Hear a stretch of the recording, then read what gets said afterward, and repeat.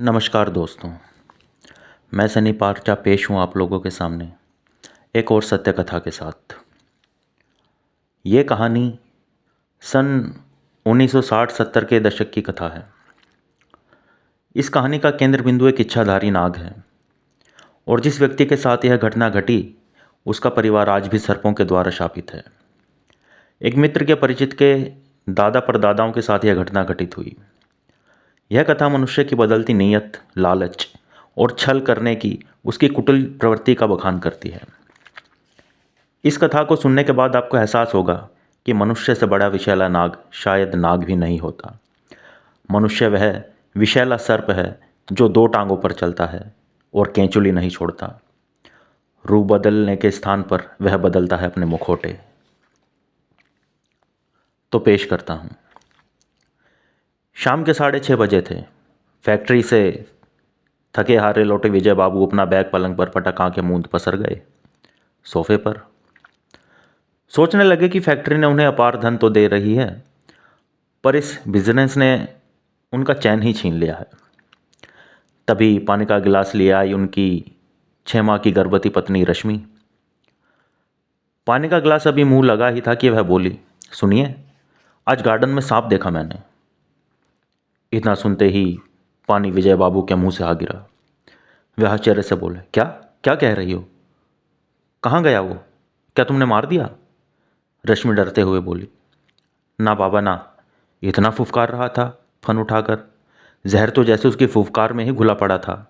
वैसे तो ज़्यादा बड़ा नहीं था, छोटा ही था। मैंने तो दूर से 1-2 कंकर मारे, फिर गमलों के पीछे जाने कहाँ गायब हो गया।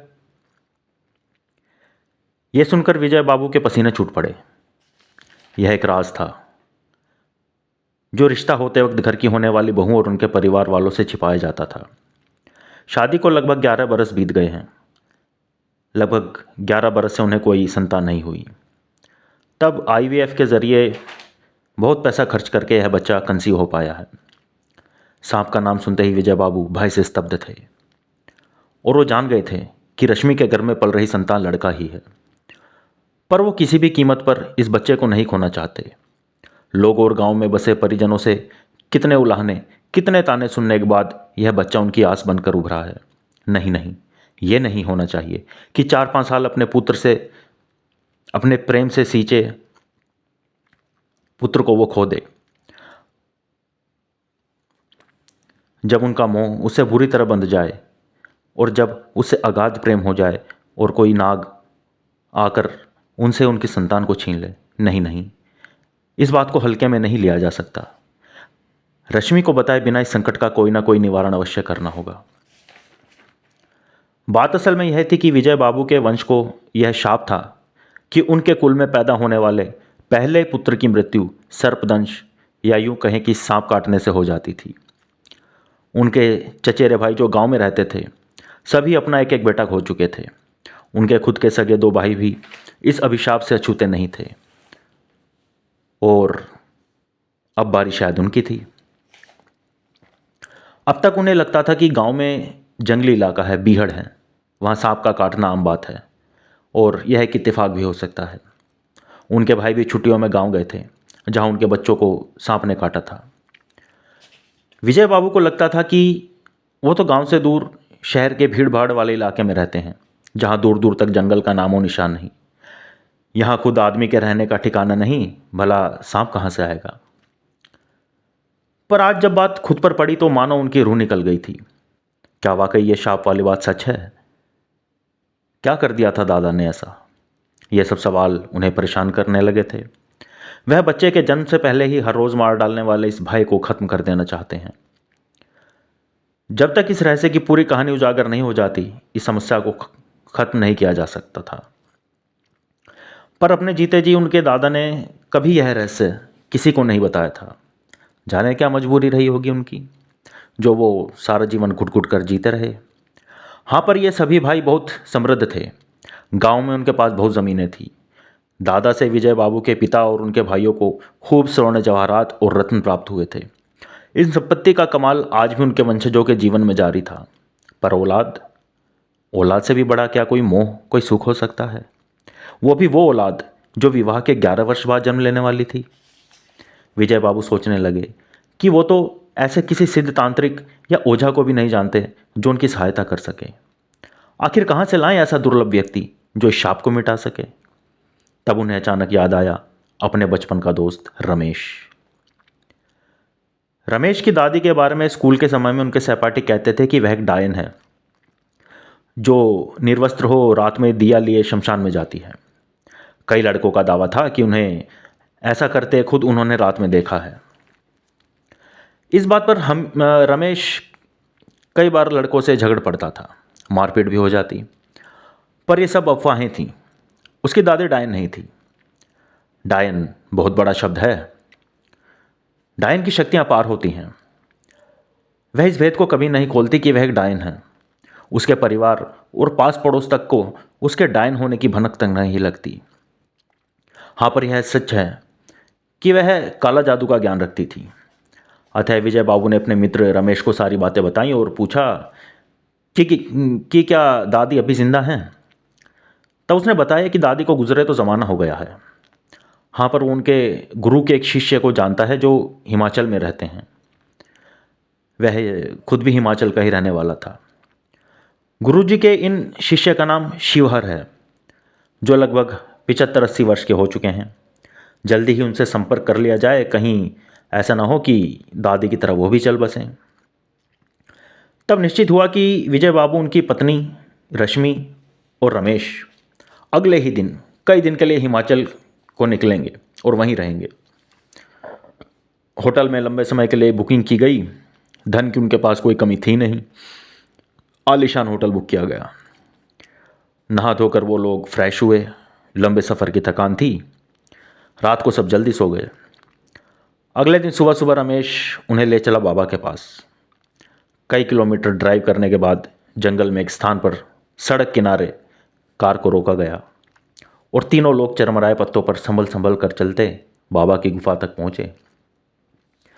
चारों ओर जंगल से घिरी एक छोटी सी गुफा थी। आसपास कुछ एक्स्ट्रा कंस्ट्रक्शन कर छोटे छोटे 2-4 कमरे बनाए गए थे जिनमें बाबा के 3-4 शिष्य रहते थे। छोटी सी गुफा में एक धूना लगाया गया था। बाबा वहाँ बैठे ध्यान कर रहे थे। गूगल और लोबान के धुएं से वातावरण महक रहा था। एक बड़े से पत्थर पर बैठे एक शिष्य बाबा के वस्त्र धो रहा था। विपरीत दिशा में एक दूसरा शिष्य लकड़ियों की आंच पर भोजन पका रहा था। एक अन्य शिष्य बाबा की गुफा में बैठ पूजा सामग्री को व्यवस्थित कर रहा था। तभी विजय बाबू अपनी पत्नी और रमेश के साथ गुफा के द्वार पर पहुंचे। बाबा ने भीतर आने का इशारा किया। तीनों ने अपने जूते चप्पल गुफा के द्वार पर उतारे और भीतर प्रवेश किया। रमेश ने बाबा का परिचय विजय बाबू से कराया और शाप वाली पूरी बात बाबा को बताई और बताया कि किस तरह उनके वंश के पहले बेटे सांप के काटने से मारे जाते हैं। बाबा ने कुछ देर ध्यान लगाया और कहा, देखो विजय, यह कोई साधारण मायाजाल नहीं है। बड़े बड़े योगी और सिद्ध भी इसे आसानी से भेद नहीं सकते। सोच लो, इस काम में हम सब की जान को खतरा है। पर 11 बरस बाद आने वाले इस संतान के लिए विजय बाबू कुछ भी कर गुजरने को तैयार थे।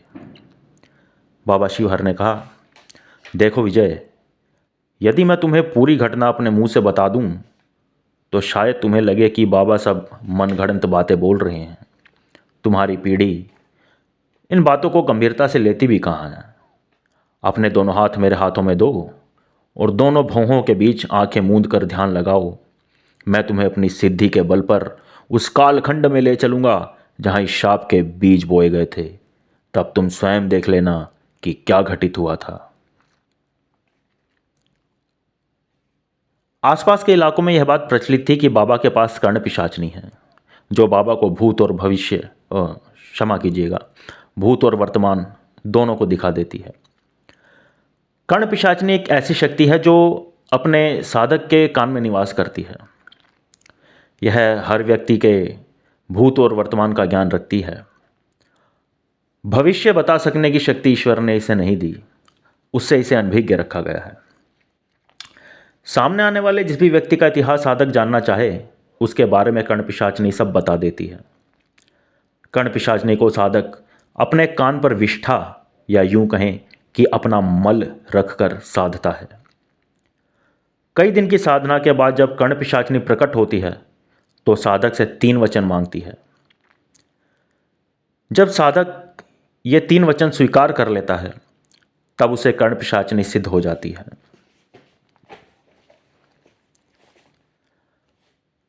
कुछ देर के ध्यान और मंत्रोच्चारण के बाद आंखें मूंदे विजय बाबू को जो दृश्य अब तक धुंधले दिख रहे थे वो अब कुछ कुछ स्पष्ट होने लगे थे। एक लंबा चौड़ा विशाल कच्चा आंगन है। सुबह सुबह का समय, आंगन में चूल्हा जल रहा है जिससे उठता धुआं आंगन की मुंडेरों से ऊपर जा रहा है। चूल्हे पर एक औरत पका रही है रोटी। उसके पास बैठा हरिया अपनी कुल्हाड़ी पास रखे कर रहा है भोजन। इसके बाद वो जंगल में लकड़ियाँ काटने जाएगा। इस बड़े आंगन में है एक कोना जहाँ की मिट्टी और भूमि खोखली हो गई है और यहाँ असंख्य चूहों के बिल हैं। इन चूहों ने हरिया के घर में उत्पात की सारी सीमाएं लांघ रखी हैं। अनाज के कट्टे, रद्दियाँ, कपड़े सब कुतर डालते हैं। हरिया की पत्नी इन चूहों से बहुत परेशान रहती है। कई उपाय किए पर सब बेकार। खेतों के बीच कच्ची झोपड़ी जैसा हरिया का मकान है। 2 कमरे हैं जिन्हें गोबर से लीपा जाता है। अंदर सोए हैं हरिया के 5 बेटे जिनकी उम्र में ज़्यादा अंतर नहीं है। खाना खाकर हरिया ने कुल्हाड़ी उठाई और बोला, चलते हैं बोलू की अम्मा, आज जंगल में बहुत भीतर तक जाना है लकड़ी काटने। इतना कहकर हरिया कुल्हाड़ी कांधे पर धरे निकल पड़ा। सफ़ेद अंगोछा सर पर बांधे, घुटनों तक ऊंची धोती धारण किए, बाजू पर एक तावीज़, मस्त चाल से वह जंगल की ओर निकल पड़ा। हरिया और उसके 3 भाई बहुत गरीब थे। किसी तरह मेहनत मजदूरी कर अपना गुजारा चला रहे थे। हरिया का घर बिल्कुल अलग थलग गांव के कोने में था। उसके घर के साथ में एक और कच्चा घर था और एक घर कुछ फासले पर उसके घर के सामने। और ये दोनों ही घर जाने कब से खाली पड़े थे। इधर उधर की बातें सोचता हरिया गांव पार कर जंगल के रास्ते पर आ पहुंचा था। कुछ महीनों पहले यहाँ बाढ़ आई थी पर गांव तक नहीं पहुंची। कुछ दिन जंगल में पानी ठहरा रहा और फिर उतर गया। पर पड़ोस का एक गांव पूरी तरह डूब गया था। जान माल की भारी हानि हुई। उस बगल के गांव के कई लोग अपना ज़रूरी सामान लेकर हरिया के गांव में बसने भी आ गए थे। सब सोचते हुए हरिया बड़बड़ाया, बहुत बुरा हुआ बेचारन के साथ, राम जी भली करें। जंगल में 1-1.5 किलोमीटर चलने के बाद आया वह स्थान जहां थी एक विशाल बांबी। बांबी दीमकों के द्वारा बनाए गए वो ऊंचे ऊंचे मिट्टी के टीले होते हैं जिसमें असंख्य बिल होते हैं, जो भीतर से बहुत खुले और चिकने होते हैं, जिनमें सांपों का वास होता है। चारों ओर सिंदूर बिखरा है। एक त्रिशूल गड़ा है जो महादेव के प्रतीक के तौर पर लगाया गया है। कुछ मिट्टी के कटोरे पड़े हैं जिनमें दूध का भोग नाग देवता को चढ़ाया जाता था। धूपबत्ती के अवशेष और दिए, हर रविवार गांव के कई लोग यहाँ पूजा करने आते थे। ढोलक मंजीरे बजते, दूध का भोग रखा जाता, दीपक जलाए जाते। और गांव वालों का कहना था कि नागपंचमी को एक विशाल कोबरा नाग पूजा के बाद इस बांबी से निकलकर आता है और गांव वालों को दर्शन देता है। गांव वालों का मानना था कि यह नाग इस बांबी में रहने वाले सभी सांपों का राजा था और वह इच्छाधारी था। उसके माथे पर एक छोटा सा छिद्र था जिसमें से रोशनी की एक किरण सी निकलती दिखाई देती थी, जिसका प्रकाश कुछ कुछ हरे रंग का होता था। पर हरिया को यह दुर्लभ दर्शन कभी नहीं हुआ था। वह थोड़ा नास्तिक भी था, पर उसकी पत्नी विमला यहाँ श्रद्धा से पूजा करने जाती थी।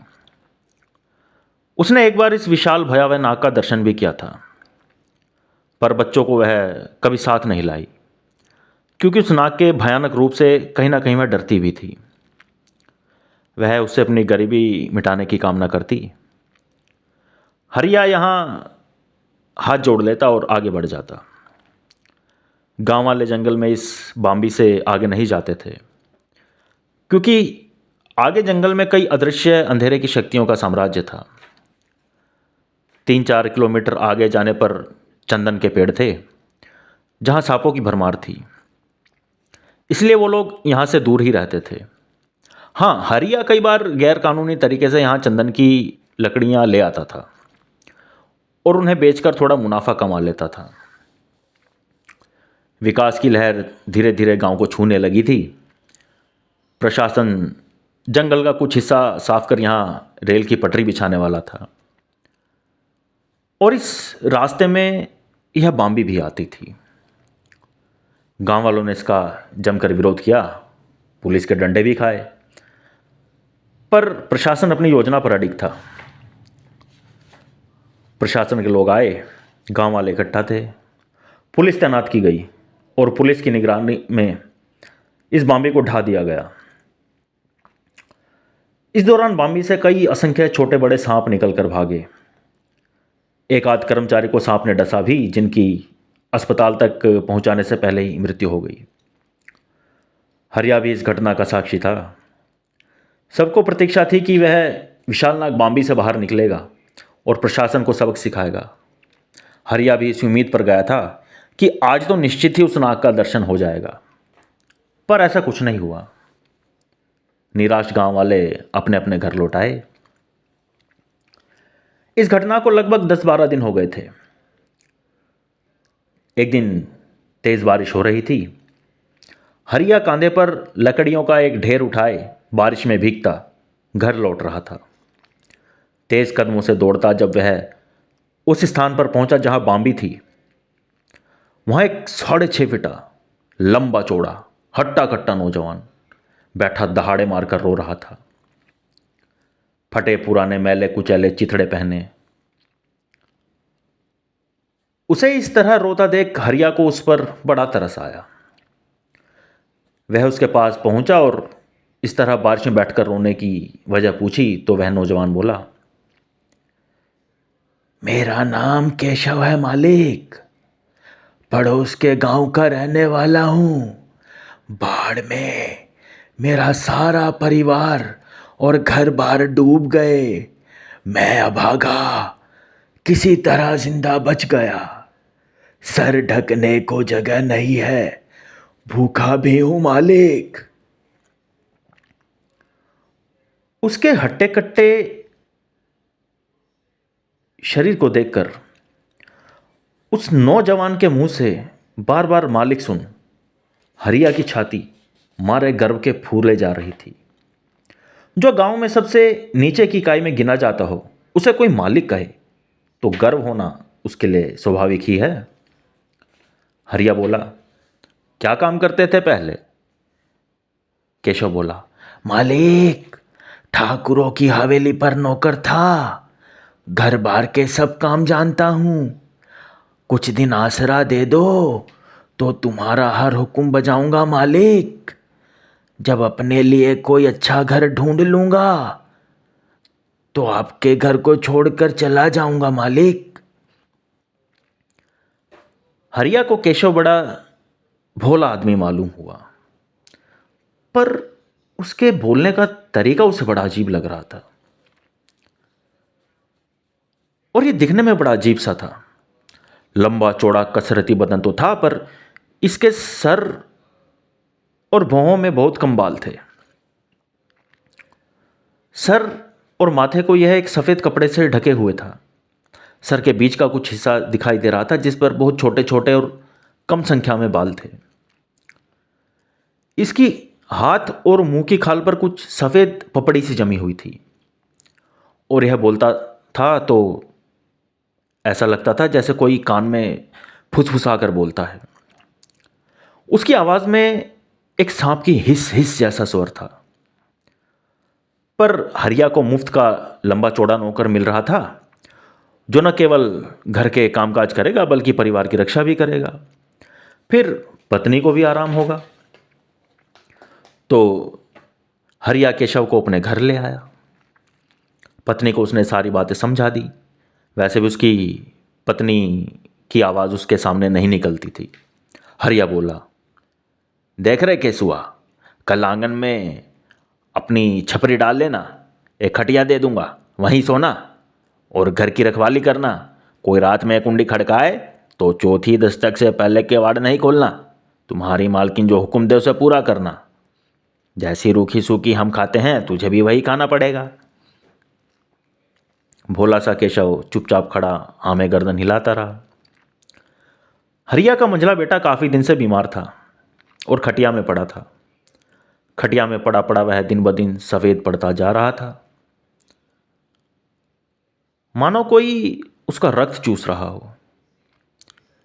और उसकी आवाज़ अचानक चली गई थी। वह गूंगा हो गया था। आंगन में पड़ी खटिया पर वह लेटा था और थोड़ी दूरी पर छप्पर के नीचे डली खटिया पर केशव बैठा हरिया के बेटे को एकटक घूरे जा रहा था।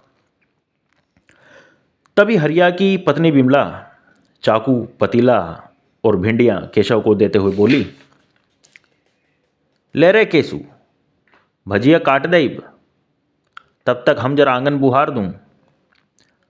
तभी केशव बोला, अरे ना मालकिन, झाड़ू रख दो, भाजी काट कर मैं ही आंगन बुहार दूंगा।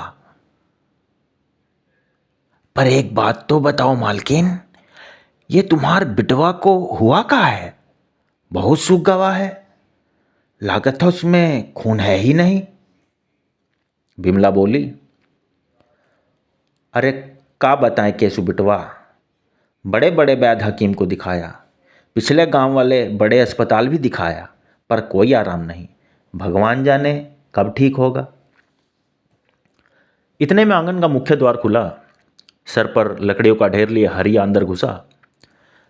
बिमला को आवाज़ देकर बोला, ए भोलू की अम्मा, एक गिलास पानी तो लाई दे, और आग सिलगाई ले, बहुत थक गए हैं, कुछ देर हुक्का गुड़गुड़ाएंगे तो आराम मिलेगा। हरिया उसी खटिया पर आ बैठा जिस पर बैठ केशव भिंडी काट रहा था। तभी केशव झिझकते हुए बोला, मालिक एक बात कहें? छोटा मुंह बड़ी बात मालिक, क्या आपने बिटवा को किसी ओझा तांत्रिक को दिखाया? तब हरिया बोला, अरे केसु, सब करके देख लिए, को ना ठीक कर पाया, अब तो राम जी की आस है बस। तब केशव ने कहा, कितने दिन हो गए मालिक? हरिया ने कहा, अही हो गए होंगे 10-12 दिन। केशव बोला, एक बात बोलो मालिक, विश्वास करो तो। हरिया बोला, काहे पहेलियां गाड़ता है रे केसु, कह जो कहना है। अपनी सिसकारियों भरी आवाज में केशव बोला, बिटवा को बंगाल का प्रेत लग गवा है। हरिया खींच कर बोला, का बकता है रे पगले? केशव बोला, ना ना मालिक, हमारी बात को गंभीरता से समझो। अच्छा कहो, शुरुआत में बिटवा का गला खराब हुआ था क्या नहीं? हरिया आश्चर्य से बोला, हाँ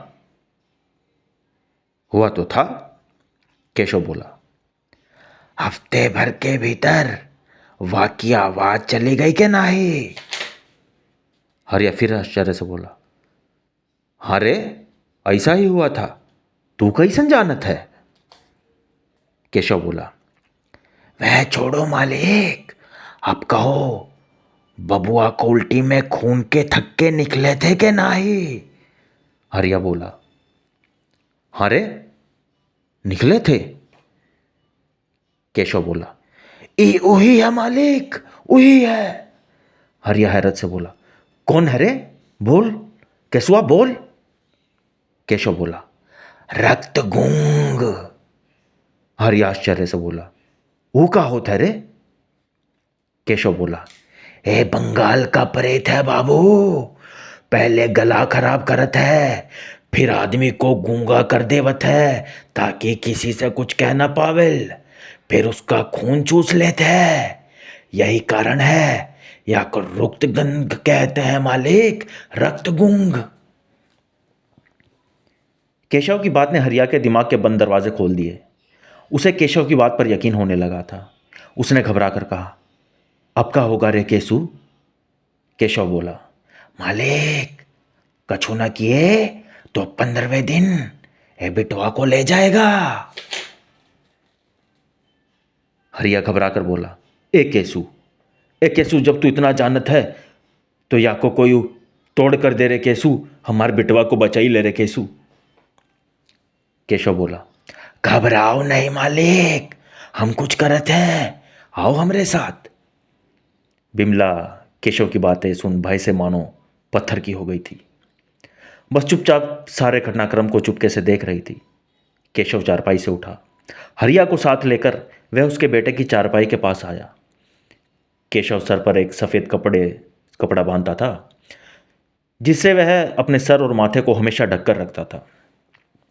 उसने उस कपड़े की तहों से एक सफ़ेद मोती निकाला और बोला, मालिक, ठाकुर साहब की हवेली पर एक तांत्रिक बाबा आते थे। जब वो आवत थे तो कई दिन रुकते थे और ठाकुर साहब उनकी सेवा में हमको छोड़ देते थे। उनसे कई टोने टोटकों की काट सीखी है मालिक। मैंने ये मोती भी उनका ही दिया है। आओ अब देखो इसका कमाल। केशव ने मोती हरिया के बेटे के माथे पर रख दिया। देखते ही देखते हरिया का बेटा दहाड़े मारकर चीखने लगा। उसकी चीखें डलती शाम के अंधेरे में दूर दूर तक गूंजने लगी। यह सब देख बिमला ने अपने दिल पर हाथ रख लिया। वह बेतहाशा रो रही थी। अपने बेटे को वह इस हाल में नहीं देख पा रही थी। देखते ही देखते सफ़ेद मोती लाल पड़ने लगा और धीरे धीरे हरिया का बेटा शांत होकर गहरी नींद सो गया। केशव बोला, लो मालिक, अब तो हार बिटवा बिल्कुल ठीक है। प्रेत अब इस मोती के भीतर कैद है और या को हम धर लेते हैं अपनी पगड़ी माँ। हरिया की ओर देखकर केशव अपनी भोली सी मुस्कान से मुस्कुराया और उस मोती को अपने सर पर बंधे कपड़े की तहों में खोंस लिया और बोला, जब तक ई मोती हमार सर बंधा है, ई प्रेत ससुरा यहीं इस मोती में कैद रहेगा मालिक। केशव का ये कमाल देख हरिया बहुत प्रसन्न हुआ। वह चाहता था कि केशव अब आजीवन उसके साथ रहे, पर केशव हर बार कहता कि वह अपने लिए कोई रहने का ठिकाना ढूंढ रहा है और सही जगह मिलते ही वह यहाँ से चला जाएगा, जहाँ उसे तनख्वाह भी मिल सके। हरिया ने कहा कि ये 2 मकान उसके पड़ोस में बरसों से खाली पड़े हैं, पर वो कहता कि यह जगह उसके लिए उपयुक्त नहीं है। ज़्यादा दिन इन मकानों में उसका मन नहीं लगेगा। हरिया इस बात से बड़ा दुखी होता। दिन ब दिन केशव उनके परिवार का हिस्सा बनता जा रहा था। कई बार हरिया उसे अपने साथ लकड़ी काटने भी ले जाता। वापस आते हुए हरिया आगे आगे चलता और लकड़ियों का ढेर कांधे उठाए 6.5 फीटा हट्टा कट्टा केशव उसके पीछे पीछे। बाम्बी वाले स्थान पर आकर वह ठिठक जाता और हरिया देखता कि यहाँ से गुजरते हुए केशव गुमसुम हो जाता है। गांव वालों को नहीं पता था कि हरिया के घर में क्या चल रहा है। न ही हरिया किसी को कुछ बताता था। गांव वाले बस इतना जानते थे कि हरिया अपने साथ एक लंबे चौड़े जवान नौकर को ले आया है, जो उनके साथ उन्हीं के घर में रहता है। केशव के आने के बाद से ही हरिया के घर में चूहों का आतंक कुछ कम हो गया था। एक आध चूहा मुश्किल से दिखाई देता था और इस बात से बिमला को बहुत राहत थी। घर में सुख समृद्धि आने लगी थी। कमाल की बात यह भी थी कि केशव की खुराक बहुत कम थी। वह मुश्किल से एक आध रोटी खाता था। हरिया कई बार सोचता कि केशव की खुराक इतनी कम होने के बावजूद वह इतना हट्टा कट्टा कैसे है। कभी कसरत नहीं करता, पर उसका बदन फिर भी कितना सुडौल और गठीला है। न ही उसे कभी पसीना आता है और उसके बोलने का तरीका इतना अजीब क्यों है, जैसे कोई नाक फुफकार रहा हो। खैर, हंस खेलकर सुख समृद्धि के साथ दिन बीत रहे थे। हरिया के परिवार के साथ रहते केशव को लगभग 1.25 महीना बीत गया था। घर के काम निपटाकर जिस दिन केशव हरिया के साथ लकड़ी लेने नहीं जाता, बिमला से कहता, मालकिन, मैं कहीं अपने लिए घर मकान देखने जा रहा हूँ। गृहस्थी बसानी है। कब तक आप लोगों पर बोझ बना पड़ा रहूंगा? सांझ ढले तक लौटाऊंगा मालकिन। कई बार उसे लौटने में बहुत देर हो जाती। हरिया उसे टोकता, क्यों रे केसु, मकान खोजता है कि महल? कहाँ रहता है इतनी देर? और केशव हंसकर बात टाल देता। फिर कुछ दिन बाद सपेरों के एक खाना बदोश कबीले ने हरिया के घर से कुछ दूर अपना डेरा डाला। दिन में आकर वो लोग गांव की अलग अलग गलियों में सांप का खेल दिखाते और शाम को अपने डेरे पर लौट आते। कबीले का एक सरदार था जो बहुत बूढ़ा और अनुभवी था, जिसका नाम हरिहर था। हरिहर को सर्प विद्या का बहुत ज्ञान था। उसने अपना सारा जीवन नागमणि की खोज में लगा दिया था, पर उसका सामना कभी किसी मणिधारी नाग से नहीं हुआ था। उसके दो बहुत प्रिय शिष्य थे, माधव और कदम्ब। हरिहर क्योंकि बहुत बूढ़ा हो गया था, अतः वह एक कोने में बैठा रहता। माधव और कदम सांप का खेल दिखाते और हरिहर चुपचाप बैठा भीड़ को देखता रहता, मानो उसकी नजरें कुछ खोज रही हूं। हरिया का घर क्योंकि गांव से अलग थलग पड़ा था, 2 टूटे मकान थे और कोई मोहल्ला नहीं था, तो सपेरे वहां तमाशा भला क्यों करते। और इस कारण हरिया के दोनों छोटे बेटे सांप का खेल देखने से अनभिज्ञ थे। पर वो हर रोज हरिया से जिद करते कि उन्हें सांप का खेल देखना है। एक दिन जब हरिया की तबीयत खराब थी और वो आंगन में खटिया पर लेटा था, तो दोनों बच्चे जिद करने लगे कि उन्हें सांप का खेल देखना है। पर हरिया की हिम्मत नहीं थी कि उन्हें ले जा सके। पास ही केशव आंगन में बुहारी कर रहा था। तभी हरिया बोला, अरे केसु, तनिक बिटवा को नाग का खेल तो दिखाई ला। यह सुनकर केशव सन्न रह गया। कैसे जाए? कहीं कुछ गड़बड़ हो गई तो? किसी सपेरे ने उसे पहचान लिया तो? पर मरता क्या ना करता। मालिक के एहसानों को कैसे भूल जाए, कैसे टाल दे उनका हुक्म। सो उसने सर और माथे पर बंधे सफ़ेद कपड़े को कसा और माथे को अच्छी तरह ढक लिया। दोनों बच्चों को साथ लेकर ठाकुरों की गली से होता वह पहुंच गया वहां जहां सांप का खेल हो रहा था। गांव वालों की भीड़ लगी थी। भीड़ का एक घेरा बना हुआ था, जिसके बीच माधव और कदम सांपों की अलग अलग नस्लों के नागों की पिटारी खोले बीन बजा रहे थे। और एक तरफ बैठा बूढ़ा हरिहर भीड़ में खड़े एक एक आदमी पर नजर गड़ाए था। अचानक उसकी दृष्टि पड़ी केशव पर। दोनों बच्चों के कांधों पर हाथ रख मुस्कुराता हुआ वह भी देख रहा था सपेरों का करतब। सर पर बंधा, माथे को ढकता उसका सफ़ेद कपड़ा, 6.5 फीटा कद, सांवला रंग, कहीं कहीं से पपड़ाती सफ़ेद त्वचा, जैसे केंचुली उतर रही हो। तेजस्वी आंखें, गठीला कसरती सुडोल बदन, भौहों में कंबाल, मनमोहक मुस्कुराहट, मानो इस भीड़ में स्वर्ग के किसी देवता का आगमन हो गया हो।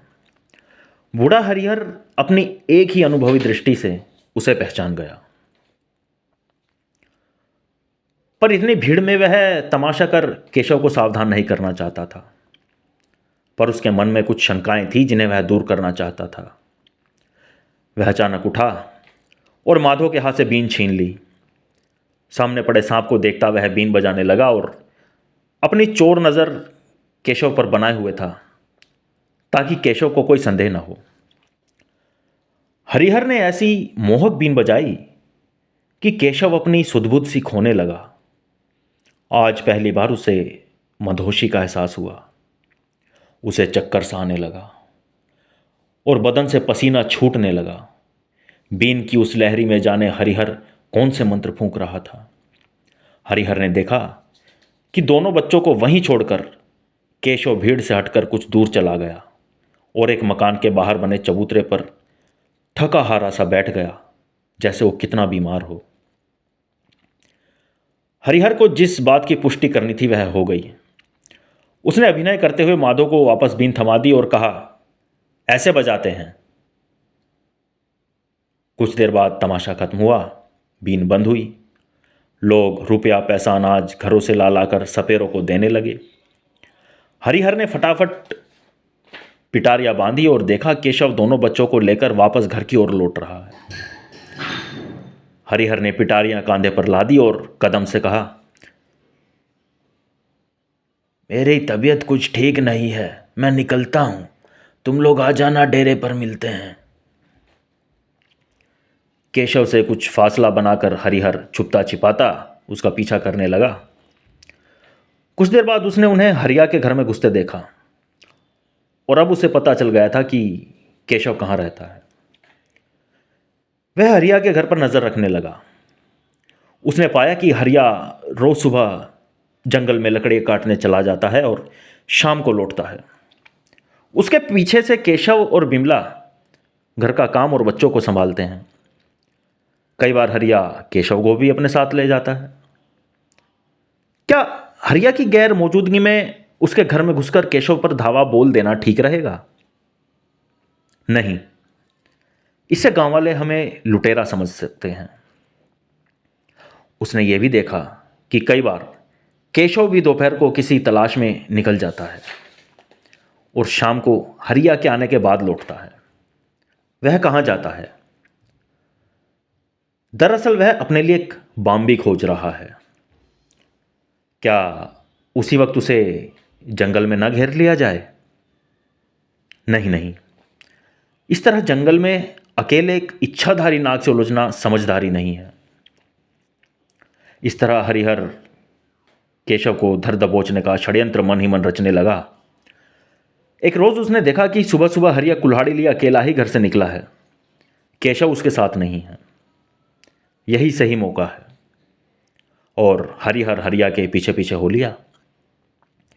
जब वो जंगल में प्रवेश कर गए और लगभग उस बाम्बी वाले स्थान पर आ गए तो हरिहर ने हरिया को आवाज दी, ए भैया, तनिक सुन लीजो। पर हरिया का एक उसूल था कि इस घने जंगल में कोई पीछे से आवाज दे तो चौथी आवाज से पहले मुड़कर नहीं देखना है। जब हरिहर की चौथी पुकार हो गई तो हरिया पलटा।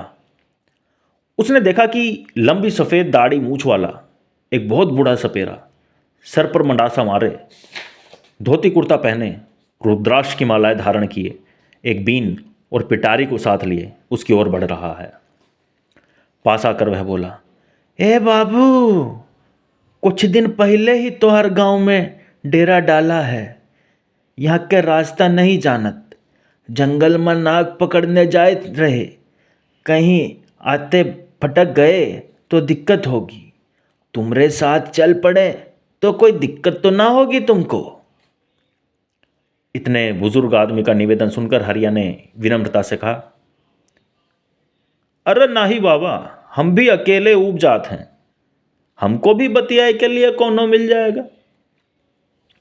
और उस दिन से एक सपेरे और एक लकड़हारे की मुलाकात का यह सिलसिला शुरू हो गया। जिस दिन भी केशव हरिया के साथ नहीं जाता, हरिहर हरिया के साथ हो लेता। आजकल वह माधव और कदम के साथ खेल दिखाने भी नहीं जाता था। उसके इस व्यवहार पर माधव और कदम हैरत में थे और आजकल वह रात में एक अलग तरह की बीन बजाना भी उन दोनों को सिखा रहा था, क्योंकि इसकी ज़रूरत उसे पड़ने वाली थी। देर रात गांव वाले इस मध्यम मध्यम आवाज़ को सुनते और सोचते कि सपेरे अपना अभ्यास कर रहे होंगे। उन्हें क्या मालूम था कि एक बड़े षड्यंत्र की तैयारी है। खैर, इस तरह हरिया से मिलते जुलते हरिहर ने उसका भरोसा जीत लिया था। यदि वह एक झटके में उसे केशव की सच्चाई बता दे तो शायद केशव उस पर भरोसा ना करे और हो सकता है केशव सावधान हो जाए और सारे खेल का सत्यानाश हो जाए। एक दिन जब केशव लकड़ियां एक दिन जब हरिया लकड़ियां काटते थक गया तो पास ही नाग खोजते उसने बूढ़े हरिहर को आवाज देकर बुलाया, अहो बाबा, आओ तनिक पेट पूजा करी लें। दोनों जन रोटी और प्याज की चटनी खाने लगे। तब हरिहर अनजान बनकर बोला, अरे बिटवा हरिया, तनिक एक बात तो बताओ, वो तोहरे घर में इतना हट्टा कट्टा राक्षस जैसा नौजवान पट्ठा कौन है? तब हरिया हंसकर बोला, वो तो बेचारा हालात का मारा माँ बाप भाई बहन मवेशी सब पिछले साल आई बाढ़ में डूब गए वाके। कह रहा है ब्याह करेगा, घर मकान खोजत रहा है, तब तक हमारे साथ है बेचारा, सही जगह मिलते ही चले जाएगा। तब हरिहर गंभीर स्वर में बोला, घर मकान खोजत है कि बाम्बी खोजत है? निवाला मानो हरिया के हलक में अटक गया। बाम्बी? बाम्बी काहे खोजेगा? हरिहर बोला, क्योंकि वो एक नाग है। तब हरिया बोला, ना काका, कैसन बात करत हो, वो तो बहुत भोला है। तब हरिहर बोला, अच्छा तनिक बताओ तो, वो तो का मिला कहाँ था? तब हरिया के दिमाग की घंटी बजी। उसे याद आई घनघोर बारिश की वो शाम जब बाम्बी के उजड़े ढेर पर बैठ रोता हुआ केशव उसे मिला था। हरिहर फिर बोला, तोहार परिवार खतरा में है हरिया, तू भोला है, उसकी सब बातन पर विश्वास कर लेता है। एक काम कर, उस पर नजर रख, रात बेरात वो कहाँ जात है, का करत है, उसका असली रूप जब देख ले तब डेरे पर हमसे आकर मिलना। हरिहर का काम हो गया था। भय और शंका का बीज उसने हरिया के दिल में बो दिया था। हरिया मारे डर के चुपचाप बैठा था। उसे याद आने लगा केशव का उसके बेटे को ठीक करना, उसका बिना थके काम करना, कम खुराक के बावजूद उसकी सेहत कभी ना गिरना, नहाते वक्त भी सर से सफ़ेद कपड़ा ना उतारना। हरिया ने अब फैसला कर लिया कि वह केशव पर रातों को जाकर नजर रखा करेगा। हरिया कुछ डरा डरा सा रहने लगा था। वह चाहकर भी केशव से नजरें नहीं मिला पाता था।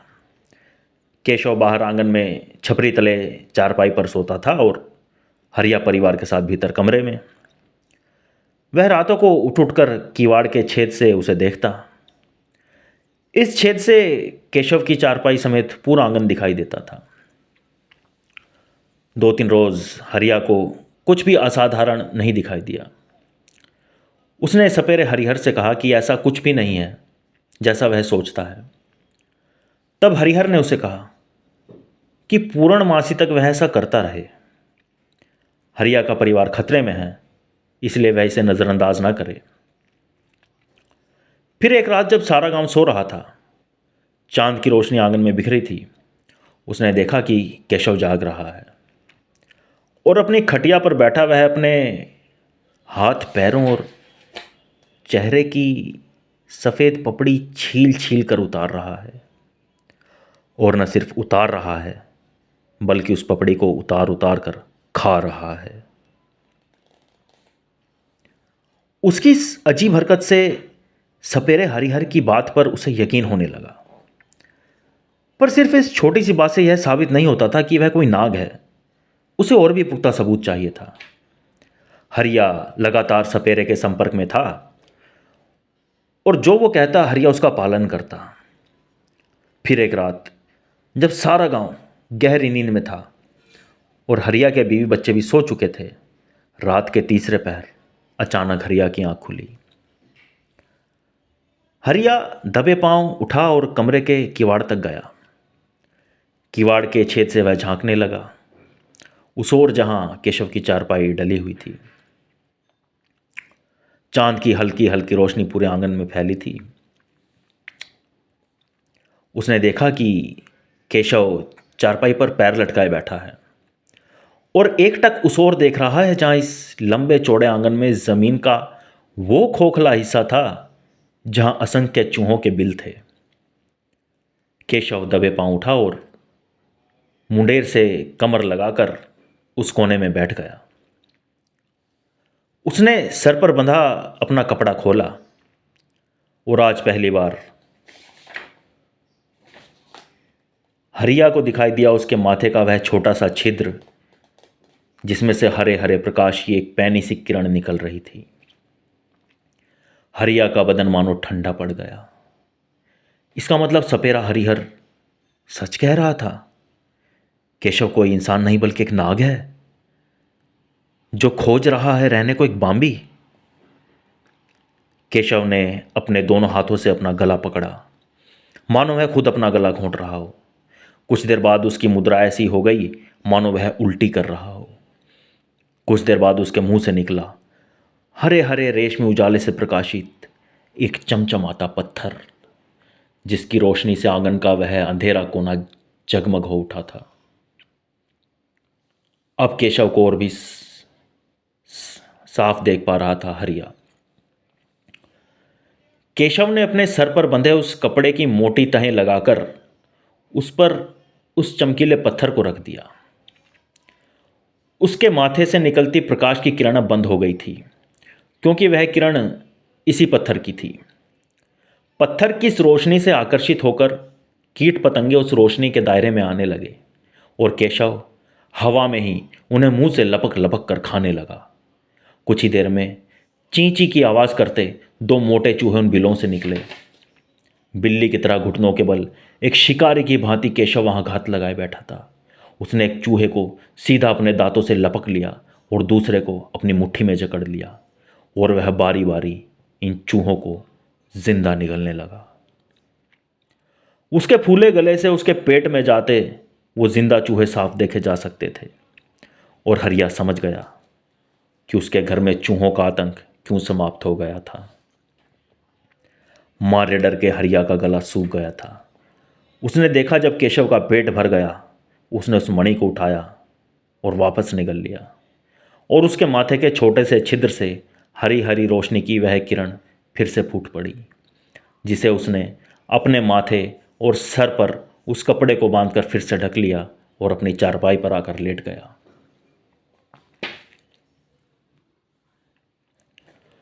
उसके लेटते ही हरिया किवाड़ से 2 कदम सहमा सहमा पीछे हटा। उसकी आंखें आश्चर्य से फटी थी और वह अभी किवाड़ की ओर देख रहा था। चुपचाप वह आकर अपनी खटिया पर लेट गया। क्या इस भयावह दृश्य के बाद अब वह एक दिन भी केशव को घर में रखना चाहेगा? नहीं नहीं, अगर उसने केशव को घर से निकालने का प्रयास किया और केशव क्रोध में आ गया तो वह उसके परिवार को नुकसान पहुंचा सकता है।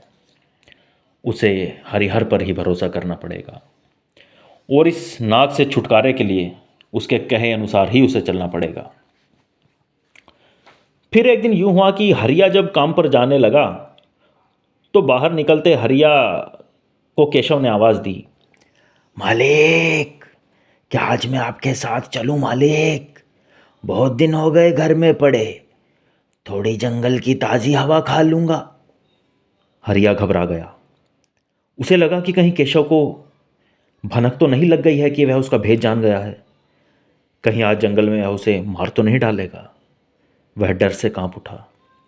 फिर उसने सोचा, यदि वह उसे साथ नहीं ले जाता है तो उसे यही चिंता लगी रहेगी कि घर पर उसका परिवार इस नाग के साथ सुरक्षित है कि नहीं। इससे अच्छा है उसे साथ ही ले लिया जाए। फिर उस पर बिमला बोल पड़ी, अरे लई जाओ बिटवा को, सारा घर का काम करत है, हर हुक्म बजावत है। उसका भी तो जी करता होगा बाहर खेलने खाने का, हमारे बच्चों की तरह। बिमला केशव को अपने बच्चे की तरह प्यार करती थी। आखिर उसका उपकार वह कैसे भूल जाए। उसके जिगर का टुकड़ा आज उसी की बदौलत उसकी नज़रों के सामने सही सलामत घूम रहा था। अतः हरिया केशव को साथ लेकर जंगल की ओर निकल गया। उन पर नजरें गड़ाए बूढ़े सपेरे हरिहर ने उन्हें देखा। जब उसने देखा कि वो दोनों साथ हैं तो हरिहर ने अपने कदम पीछे हटा लिए और वो समझ गया कि आज हरिया से बात नहीं हो सकेगी। जंगल में नियत स्थान पर पहुंचकर हरिया लकड़ी काटने लगा और इधर उधर टहलता केशव जंगल में बहुत आगे निकल गया। वह खोज रहा था अपने लिए एक परिवार, एक बाम्बी। काफ़ी देर हो गई थी। हरिया अपना काम खत्म कर चुका था। लकड़ियों का गट्ठर पास रखे हुए प्रतीक्षा कर रहा था केशव की। बहुत देर बाद केशव लौटा और बोला, माफ करना मालिक, जंगल की सुंदरता देखते देखते बहुत आगे निकल गया था। चलिए चलते हैं। कहते हुए उसने लकड़ियों का गट्ठर कंधे पर उठा लिया और आगे आगे कुल्हाड़ी उठाए हरिया और पीछे पीछे केशव घर की ओर निकल पड़े। केशव ने आज अपना एक और परिवार ढूंढ लिया था और अच्छी बात यह थी कि यह नई बाम्बी जंगल में बहुत भीतर जाकर स्थित थी, जो पूरी तरह सुरक्षित था। उसने विचार किया और मुहूर्त निकाला कि वह इस माह की पूर्णमासी के अगले दिन हरिया का घर छोड़कर चला जाएगा। पर वह सोच रहा था कि क्या जिस हरिया ने उसे इतने दिन आसरा दिया, उसका ख्याल रखा, जिसके परिवार से उसे इतना स्नेह मिला, बिमला से माँ का प्यार मिला, उस हरिया के गरीब परिवार को ऐसे ही छोड़ जाएगा? नहीं नहीं, वह उसकी निर्धनता को ज़रूर मिटा कर जाएगा। उसने सब सोच लिया था कि क्या करना है। इधर दूसरी ओर जब अगले दिन हरिया कुल्हाड़ी लिए काम पर जाने को जंगल की ओर निकला तो बूढ़ा सपेरा हरिहर आज उसके पीछे पीछे हो लिया। गहरे जंगल में घुसकर उसने हरिया से पूछा, कहाँ रहा हरिया, कुछ देखे? घबराए हुए हरिया ने उस रात की सारी बात हरिहर को बताई। हरिहर अपनी कुटिल मुस्कान के साथ बोला, देखा, मैं ना कहता था वो एक नाग है। हरिया ने डरते हुए कहा, अब का होगा काका? बस यहीं से बूढ़े हरिहर का छल शुरू हुआ। वह जानता था कि वह नाग केशव उससे प्रसन्न है और अवश्य ही उसे जाने से पहले कोई कीमती चीज़ अवश्य देगा। पर हरिहर की नज़र उसकी मणि पर थी। उसने अपना सारा जीवन खपा दिया था नागमणि की खोज में, पर यदि उसे यह मणि मिल जाए तो वो उसे फिर से जवान और ताकतवर बना सकती है। अथाह संपत्ति और सभी नागों पर शासन करने की शक्ति उसे दे सकती है। नागमणि के विषय में यह प्रचलित है कि यह बूढ़े को जवान कर सकती है। यह जिसके पास हो, पानी उसके लिए रास्ता छोड़ देता है। सांप जब बूढ़ा होने लगता है तो उसमें फुर्ती नहीं रहती, शिकार करने की ताकत क्षीण हो जाती है और जबड़े की पकड़ ढीली पड़ने लगती है। तब यह कोबरा सांप अपने जहर को गले में इकट्ठा करना शुरू करता है। धीरे धीरे यह इकट्ठा होता है। यह विष जो एक जेल जैसा होता है, सूख कर धीरे धीरे सख्त होने लगता है और यही मणि बनती है, जिसमें रेडियम जैसे तत्व होने के कारण यह प्रकाश उत्पन्न करती है। इसकी रोशनी कुछ पढ़ने या लिखने के लिए पर्याप्त होती है। कोई अचानक तेज आहट हो या कोई ताली बजा दे तो इसका प्रकाश अचानक मंद पड़ जाता है। कुछ सेकंड पश्चात अपनी सामान्य क्षमता पर यह प्रकाश लौट आता है। जब सांप को भूख लगती है तो रात के अंधेरे में वह इस मणि को बाहर उगल देता है, जिसके प्रकाश से आकर्षित होकर कीट पतंगे, चूहे, मेढक इसकी ओर आने लगते हैं और इसके पास बैठा बूढ़ा सांप बिना किसी परिश्रम के इन्हें खाने लगता है। इस प्रकार तंदुरुस्त होकर वह फिर से जवान हो जाता है। यदि किसी को सर्प काट ले तो उस काटे गए स्थान पर कुछ देर नागमणि रखने से मणि उस विष को सोख लेती है, क्योंकि विष ही विष की काट है और नागमणि के निर्माण का मूल स्रोत भी विष ही है। इसलिए इसे कभी नंगे हाथों से नहीं छूना चाहिए। गड़ा हुआ धन और अकूत संपत्ति एक नागमणि किसी भी व्यक्ति को आसानी से प्रदान कर सकती है। तो कथा में आगे बढ़ते हैं। बूढ़ा सपेरा हरिहर मणि की इन शक्तियों को भली भांति जानता था। उसने हरिया को भड़काना शुरू किया और कहा, देख हरिया, वो जाने से पहले तो है कोई ना कोई बहुमूल्य वस्तु अवश्य देगा, पर सावधान, इसके बदले वो तोरे परिवार की बलि लेगा बलि। ऊपर से मीठी मीठी बातें करेगा, कहेगा कि उसे बदले में कछु ना ही चाहिए, पर उसकी नज़र तोरे परिवार के प्राणों पर होगी। पर मैं तोहे वो बहुमूल्य वस्तु बिना तेरे परिवार की जान माल की हानि के तोहे दिला सकता हूँ। बदले में मेरी एक शर्त है, शर्त। बहुमूल्य वस्तु के नाम से हरिया के मन में लालच का बीज पनप चुका था। वह घबरा कर बोला, काका, हमें वह बहुमूल्य चीज दिलाई दो काका, और मेरे परिवार के रास्ते के कांटे इस केसुआ को हटाई दो। हम तो हार पांव पड़े थे काका, हमरे परिवार को बचाई लो। तुम्हारी हर शरत हमको मंजूर है काका। बताओ बताओ, क्या शरत है काका? बूढ़ा सपेरा बोला, ज़्यादा कछु नहीं, हमको बस उन नाग चाहिए। हरिया ने सोचा कि बूढ़े सपेरे की सभी बातें अब तक सही साबित हुई हैं, इसलिए वो आसानी से हरिहर के षड्यंत्र का मोहरा बनने को तैयार हो गया। उसने अपने मन में गठजोड़ किया कि वह नाग उसे बहुमूल्य वस्तु देगा, उसके बदले उसके परिवार को मार डालेगा। यह बूढ़ा हरिहर कुछ नहीं चाहता, वह उसे संपत्ति भी दिला रहा है और बदले में उस नाग को भी ले जाएगा जिससे उसके परिवार को खतरा है। वह सपेरे की सब बातों को मान गया। बूढ़े सपेरे हरिहर ने उसे पूरी योजना समझा दी और कहा कि देख हरिया, ध्यान रहे, ये सब किसी को पता ना चले। घर में 10 दिन तक चूल्हा ना ही जलना चाहिए। पत्नी को बच्चों के साथ उसके मायके भेज दे। यहाँ रहेंगे तो भेद भेद नहीं रह जाएगा हरिया। हरिया ने घर आकर एक कहानी बनाई। उसने पत्नी से कहा कि आज जंगल में उसे एक स्वामी जी मिले थे। उन्होंने उसे 10 दिन का एक अनुष्ठान बताया है जिसमें उसे अन्न नहीं खाना है, ना ही घर में चूल्हा जलाना है, केवल फलाहार करना है। इस अनुष्ठान से उनकी गरीबी के दिन पलट जाएंगे। उसकी पत्नी बिमला बहुत ही धर्म कर्म वाली, पूजा पाठ करने वाली एक धार्मिक औरत थी। उसने कहा कि वो भी उसके साथ यह व्रत करेगी, क्योंकि पति पत्नी साथ में अनुष्ठान करेंगे तो यह दुगुना फलदायक होगा। पर हरिया ने उसे समझाया, अरे पगली, 10 दिन चूल्हा ना ही जलेगा तो बच्चे भूखों मरेंगे। हम तो 10 दिन फल खा लेंगे, बच्चे कैसन रहेंगे? वैसे भी स्वामी जी ने हमई को करने को कहा है, इसलिए 2 की 4 नहीं करो, सामान उठाओ और मायके के लिए रवाना हो। केशव खड़ा खड़ा सब सुन रहा था।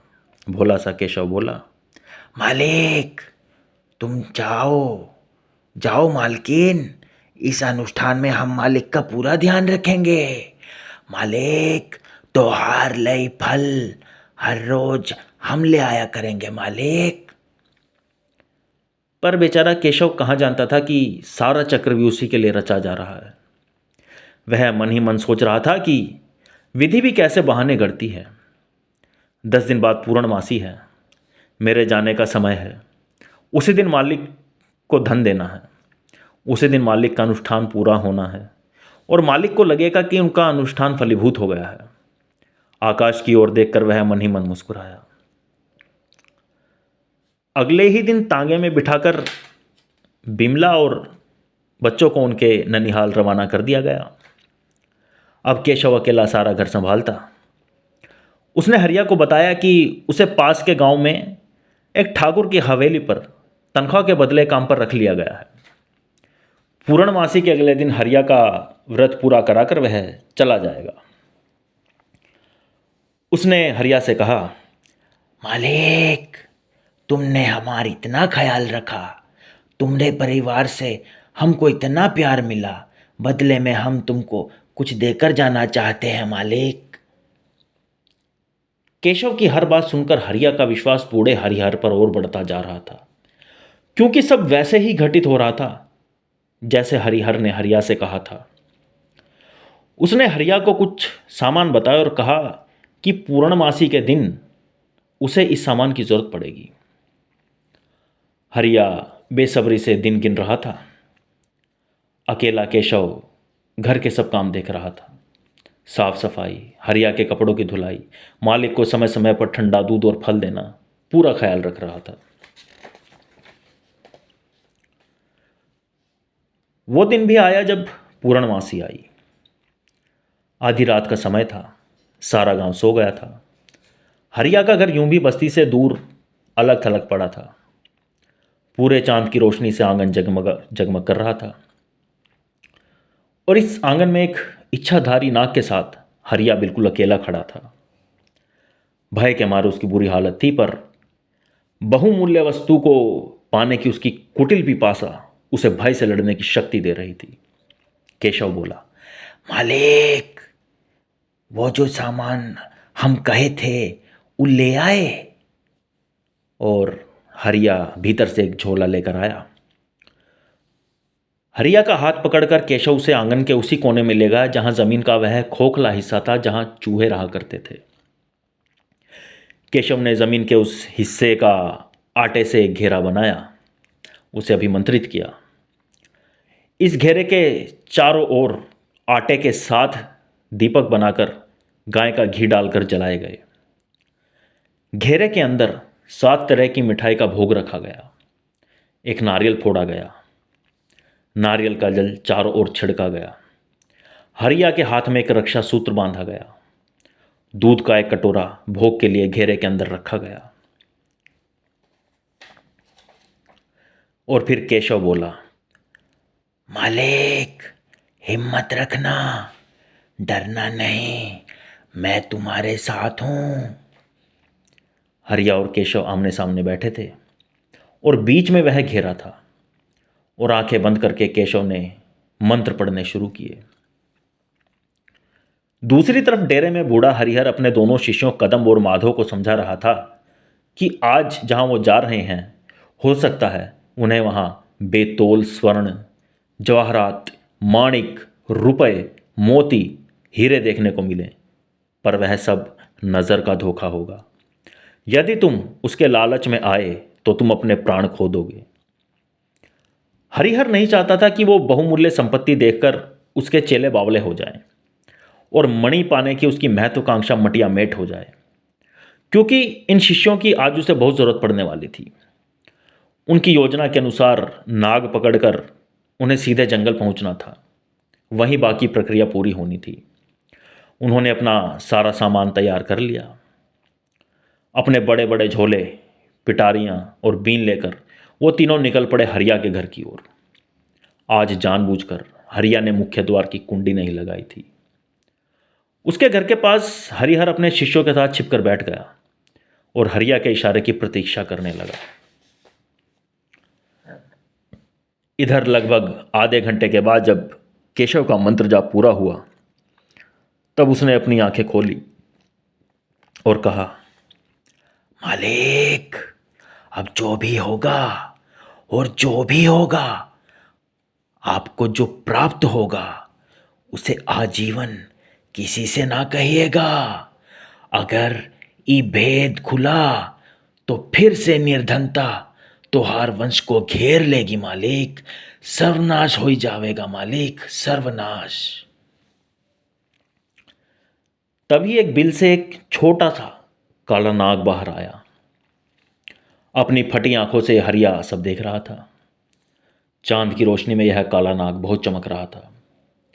कुछ ही देर में यह छोटा सा काला नाग आधे मनुष्य और आधे सर्प में परिवर्तित हो गया। यह देखकर हरिया मारे चंबे के पसीने से सराबोर हो गया। उस नाग ने केशव को हाथ जोड़कर प्रणाम किया और कहा, हे नाथ, आप तो इस गांव और यहाँ के जंगल के सभी सर्पों के स्वामी हैं, कहिए मेरे लिए क्या आदेश है। और तब हैरानी से हरिया केशव को देखने लगा और वो समझ गया कि ये वही नाग है जिसकी गांव वाले पूजा करते थे। केशव ने विनम्रता से कहा, हे सर्पराज, आप पहले अपना भोजन स्वीकार करें।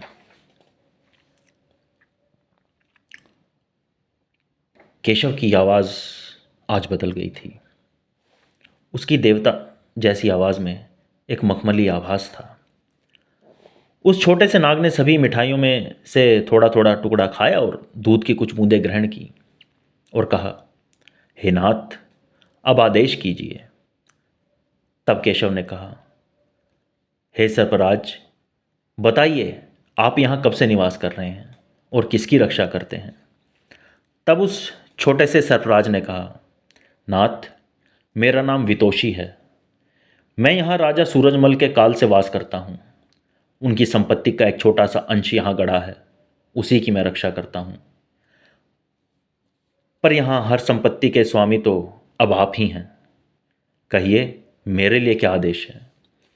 तब केशव बोला, हे वितोषी, मैं चाहता हूँ कि जिस संपत्ति की तुम इतने वर्षों से रक्षा कर रहे हो, वह तुम मेरे आदेश पर बिना शर्त हरिया को सौंप दो।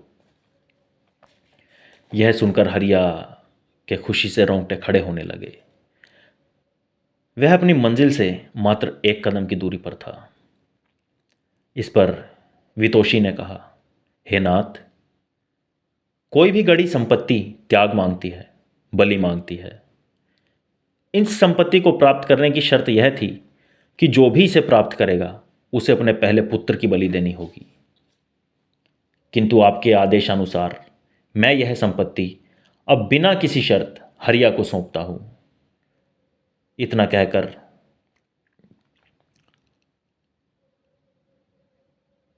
सर्पराज वितोषी ने अपने नन्हे नन्हे हाथ जमीन से ऊपर की ओर उठाने शुरू किए। जितनी भूमि के हिस्से पर आटे का घेरा बनाया गया था, वह भूमि कांपने लगी। ऊपर की सारी मिट्टी नीचे धंसकर एक गहरे गड्ढे में आ गिरी। गड्ढे के अंदर से पीला पीला प्रकाश निकल रहा था। गड्ढे के अंदर लग रहा था मानो सैकड़ों दीप प्रज्वलित हों। इस प्रकाश से हरिया की आंखें चौंधियाने लगी। उसने देखा, भीतर रखे थे सोने के 2 बड़े बड़े मटके जो लबालब भरे थे असंख्य मोती, माणिक, हीरे जवाहरात और स्वर्ण मुद्राओं से। सर्पराज ने हाथ का इशारा किया और दोनों मटके स्वयं भूमि की सतह पर आ गए। वितोषी ने केशव से कहा, हे नाथ, अब ये संपत्ति हरिया की हुई और मैं इसकी रक्षा के दायित्व से आज मुक्त हुआ। मुझे आज्ञा दें नाथ। इतना कहकर सर्पराज वितोषी वहां से अंतर्ध्यान हो गए। ललचाई आंखों और कांपते हाथों से मुट्ठी भर भर कर सोना उठाया हरिया ने। उसकी आंखों में चमकती इस खुशी से उसका रोम रोम प्रफुल्लित हो रहा था। केशव उसे देखकर बहुत प्रसन्न था।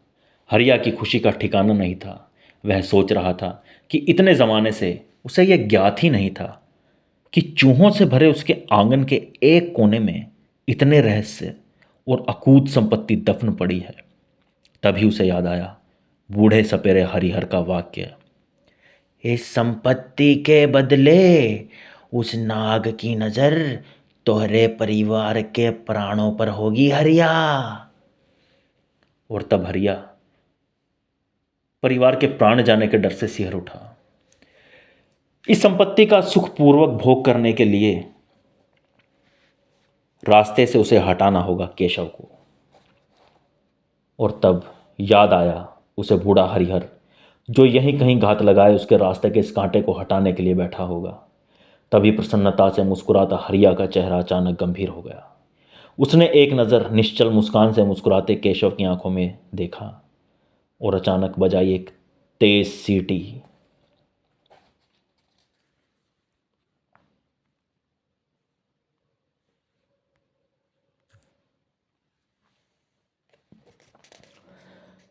केशव उसकी इस अजीब हरकत को समझ नहीं सका आश्चर्य और प्रश्न उसकी आंखों में अचानक तैर गए। आंगन में दौड़ दौड़ हरिहर ने अपने शिष्यों के साथ धड़ाक से प्रवेश किया। केशव ने एक झटके से पलट कर देखा और तभी एक मोटे डंडे से माधव ने उसके सर पर प्रहार किया। लगते ही वह खून से सराबोर जमीन पर पड़ा कराहने लगा और तड़प कर बोला, तूने छल किया हरिया, तूने छल किया। उसके ये वाक्य सीधे हरिया के दिल पर लगे। वह घबरा गया और सपेरों से बोला, काका इसे तुरंत ले जाओ हमारे नजरन के आगे से। तीनों सपेरों ने वही बीन बजानी शुरू की जिसे इतने दिन से बूढ़ा हरिहर अपने शिष्यों को सिखा रहा था। गांव में कोई नहीं जानता था कि सबसे अलग थलग पड़े हरिया के घर में क्या खेल चल रहा है। दोनों शिष्य बीन बजा रहे थे और मंत्र पढ़ पढ़कर बूढ़ा हरिहर केशव पर भस्म फेंक रहा था। केशव बिल्कुल मदहोश हो चुका था। उस पर जाल डाला गया। कुछ देर बाद वह धीरे धीरे एक 12 फीट लंबे कोबरा नाग में तब्दील हो गया। अब जाल के अंदर थे कुछ कपड़े और उनमें गदमद लिपटा एक लंबा मोटा नाग जिसके माथे से निकल रही थी हरे हरे प्रकाश की एक तीखी किरण। माधव और कदम का ध्यान बार बार मटकों की ओर जाता। फिर बूढ़ा हरिहर चिल्लाकर कहता, अरे वो सब छलावा है, जान से मारे जाओगे जो उधर झपटे। उसे जल्दी थी बस नागमणि हासिल करने की। इसके बदले वह सारी दुनिया के स्वर्ण को भी ठुकरा सकता था। सारी उम्र की उसकी महत्वाकांक्षा आज पूरी होने वाली थी। जाल का मुंह बंद कर उसे एक बड़े से तांबे के बर्तन में डाला गया जिसके ढक्कन पर हवा के आने जाने के लिए छोटे छोटे छेद किए गए थे। नाग को बर्तन में बंद कर तीनों सपेरे जंगल की ओर निकल गए और हरिया अब दोनों हाथों में जवाहरात लिए अपने आंगन में पूरे चांद की रोशनी में नाचता गा रहा था। दुख भर दिन बीते हरिया, अब तो सुख आयो रे हरिया हरिया। अब तो आलीशान मकान बनेंगे, चार कमरों का, नहीं 8 कमरों का, अरे नहीं, हाँ, ठाकुरों की 4 हवेलियों जितना बड़ा बनाएंगे। तभी उसका पैर उसकी कुल्हाड़ी से टकराया और उसने चिढ़कर कहा, अरे हट रास्ते से, अब तेरा कोई काम नहीं। बड़े छाले डाले तूने हरिया के हाथ में, पर अब तो हरिया राज करेगा राज।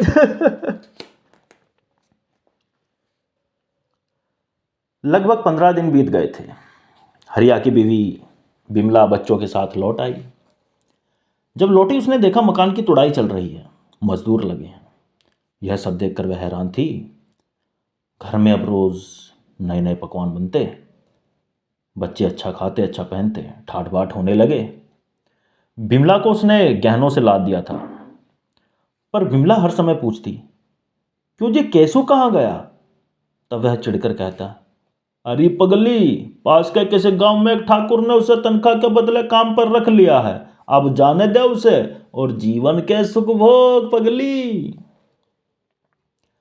पर वह हर घड़ी सोचती, आखिर इतना धन आया कैसे?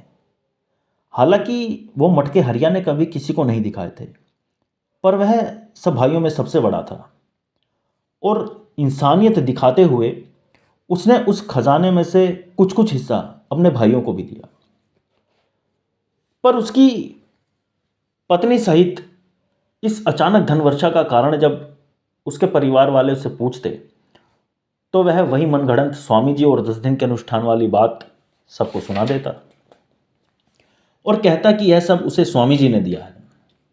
जब कोई कहता कि हमें भी मिला उनसे, तो वह कह देता, वो तो मस्त मलंग हैं, एक जगह टिककर थोड़ी ना रहते हैं, राम जाने कहाँ गए।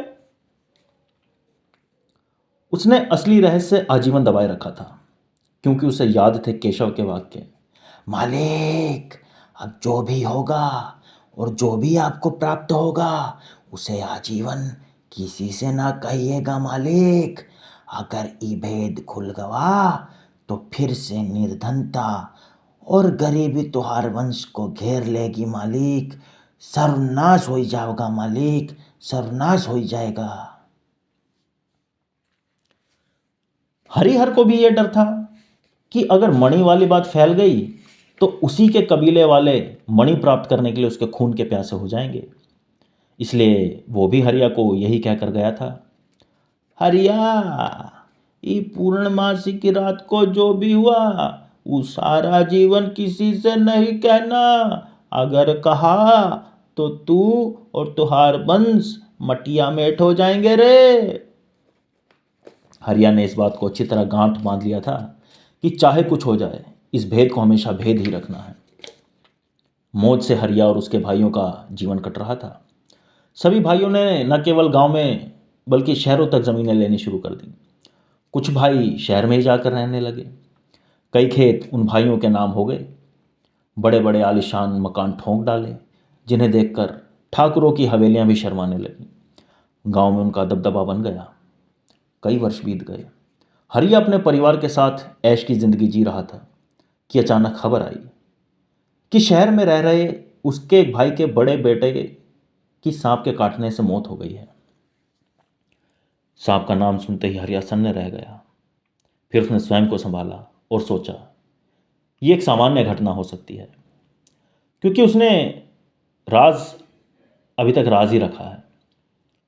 उसका परिवार इस सदमे से अभी उभरा भी नहीं था कि एक शाम जब खुद हरिया के बच्चे गांव के दूसरे बच्चों के साथ खेत में खेल रहे थे, हरिया के बड़े बेटे को सांप ने डस लिया और मौके पर ही उसकी मौत हो गई।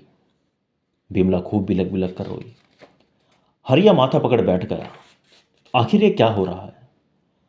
घर के आंगन में उसके बड़े बेटे की कफन से ढकी लाश पड़ी थी और एक अनजान डर से कांपता हरिया एक कोने में चुपचाप खड़ा था। कुछ ही दिन बाद हरिया के एक और भाई के बड़े बेटे की तालाब में तैरने के दौरान सांप के काटने से मौत हो गई। दूसरे तैराकों ने उसे बाहर निकाला। जब तक उसका परिवार और हरिया वहां पहुंचे तब तक वह दम तोड़ चुका था। उन्हें बस उसकी नीली पड़ चुकी, मुंह से झाग फेंकती लाश ही देखने को मिली। इस तरह मानो हरिया के परिवार का हर रोज ही शमशान आना जाना होने लगा।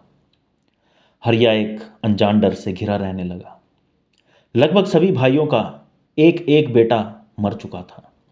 जाने अब किसकी बारी हो। वह हर घड़ी डर के साए में जी रहा था और उसे कहीं ना कहीं आभास था कि मृत्यु के तांडव का यह भयावह चक्र कहीं ना कहीं उससे जुड़ा है। उसे कहीं ना कहीं लग रहा था कि सपेरों की कैद से छूटकर केसु लौट आया है। खैर, मृत्यु का तांडव शुरू हुआ और उस मौत के बाद फिर कोई मौत नहीं हुई।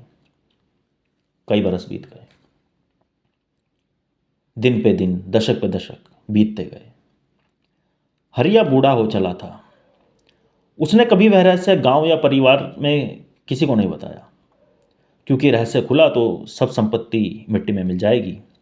उसकी नस्लें, बेटे अब दूसरे शहरों तक जा पहुंचे थे, पर यह शाप उनके साथ वहां तक पीछा करता रहा।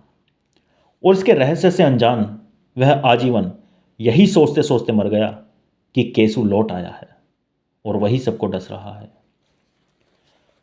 पर असल में केशव उर्फ केसु या उस इच्छाधारी नाग के साथ असल में हुआ क्या था, यह जानने के लिए लौटना होगा पूर्णमासी की उसी रात पर। नाग को तांबे के बर्तन में डालकर हरिहर अपने चेलों माधो और कदम के साथ जंगल में बहुत दूर आ गया। चेलों ने अधमरे उस 12 फीट के नाग को एक पेड़ से सर के बल लटकाया। फिर वह कपड़ा जो केशव अपने सर पर बांधता था, उस कपड़े को एक ओर रखा। उस नाग के सर के नीचे आग जलाई गई। इस प्रकार की लपटें उसके सर को न छुएं, लेकिन गर्मी बराबर सर तक पहुंचती रहे। आग के चारों ओर बूढ़ा हरिहर अपने शिष्यों के साथ बैठ गया। तेज आंच से धीरे धीरे नाग के सर की चर्बी पिघलने लगी और उसके साथ ही एक अजीब सी लार में सनी वह मणि उस नाग के मुंह में आ गई। तभी बूढ़ा हरिहर वह सफ़ेद कपड़ा लिए नाग के सर के नीचे दौड़ा जो केशव अपने सर पर बांधता था। उसने कपड़े को हाथ में लेकर उसके अधखुले मुंह के नीचे लगाया और एक अजीब सी लार में सनी हरे हरे प्रकाश वाली चमचमाती नागमणि जीवन भर के संघर्षों और खोज के बाद बूढ़े हरिहर की हथेली पर रखी थी। नाग लगभग मर चुका था। उन्होंने कुदाल से उसके शरीर के टुकड़े किए और वहीं जंगल में यूं फेंक दिए। उत्सुकता में वो ये भूल गए कि एक सर्प के मृत शरीर को कभी भी बिना जलाए नहीं छोड़ना चाहिए, क्योंकि उसका कुल, पत्नी और बंधु बांधव उसे अवश्य खोजते हैं। हरिहर के हाथों में सफ़ेद कपड़े पर वह मणि रखी थी और उससे निकलने वाले रेशमी हरे उजाले को वो तीनों मंत्रमुग्ध से देख रहे थे। मणि की प्रसन्नता में डूबा बूढ़ा हरिहर मणि के गुणों का बखान करने लगा। अब मैं कभी बूढ़ा नहीं हो सकता, फिर से जवान हो जाऊंगा। विषैले से विषैला नाग मुझे काटे तो मुझ पर कोई प्रभाव नहीं होगा। जिस भी स्त्री को चाहे मैं स्वयं पर मोहित कर सकता हूँ, किसी भी खजाने को प्राप्त कर सकता हूँ। संपत्ति मेरे पैरों में पड़ी रहेगी, जल भी मेरे लिए रास्ता छोड़ देगा। शिष्यों को यह सिर्फ एक चमकने वाला पत्थर लग रहा था। गुरुजी जो बड़बड़ा रहे हैं, कैसे मान लें कि यह साधारण सा पत्थर वह सब कर सकता है। उन्होंने कहा, नहीं गुरुजी, सच तो यह है कि असली संपत्ति आप छलावा समझ छोड़ आए हैं। यह केवल एक चमकीले पत्थर से ज़्यादा कुछ नहीं। बूढ़े हरिहर ने उन्हें क्रोध से देखा। अपने झोले से एक चांदी की कटोरी निकाली, उसमें जल भरा और उस मणि को उसमें रखकर कटोरी को खुले आकाश तले कुछ दूर जाकर रख दिया और अपने शिष्यों के साथ कुछ दूरी पर आकर बैठ गया और कहा, देखो देखो मूर्खों, इसकी शक्ति देखो, अभी कुछ मिनटों में वर्षा होगी, वर्षा। शिष्यों ने देखा कि वाकई कुछ देर में आकाश में बादल उमड़ने लगे, तेज हवाएं चलने लगी, बिजली तड़पड़ाने लगी और झमाझम घनघोर वर्षा प्रारंभ हो गई। माधव और कदम को अब विश्वास हो गया कि यह मणि जब मौसम को नियंत्रित कर वर्षा कर सकती है, तो यह बुढ़ा जो भी बड़बड़ा रहा था, वह सब करने की सामर्थ्य भी इस मणि के अंदर अवश्य होगी।